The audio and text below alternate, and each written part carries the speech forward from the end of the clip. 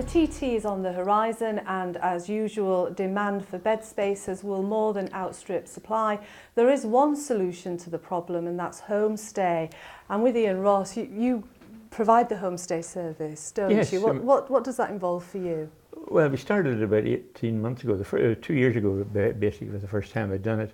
And it was done out of something to do, boredom if you like. I'd retired and was twiddling my thumbs, so I thought I'd try this. And it was filled up very quickly the first time, completely filled. And the first set of guests I got were 3 professors, all in their 60s, riding their big motorbikes.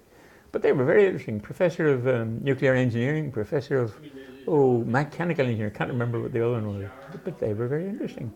And since then we've had guests from different parts of the world, and each time they tell you about their lives, and it's quite interesting to watch the whole thing and to listen to them. Passes the time beautifully for 2 or 3 weeks altogether. So you're providing a valuable service. Well, obviously. What do you get? Well, I get sufficient money to pay my central heating bills for the year for a start, and most of my phone bills. And it's easy to do. You don't have to give them a cooked breakfast. They don't even ask for it. I give them a very good continental breakfast, and they have their own separate accommodation, which I'm sure you've seen. And they stay there. And they go out in the morning and they come back in the evening, and we have a real good gossip discussing the day and what's happened and so on, who did what. And that's really all that happens. It works very well. So you'd recommend it to people? Oh, well, if you want to have a bit of fun and get a little bit of additional income, I think it's a great idea. And there's a company in Douglas called Regency Travel who actually operate for me. And they probably do it for everybody, I think. And they're screaming out for people.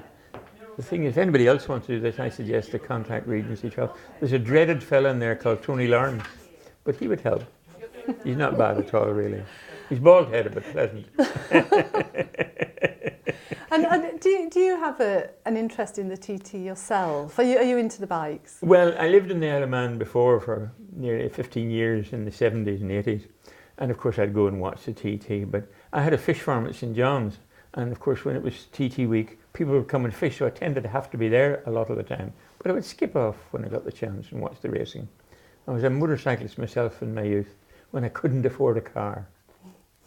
And I'm amazed at these characters running down at up to 200 miles an hour in narrow roads, and the amount of money they get is a pittance in comparison to the racing drivers of Formula One.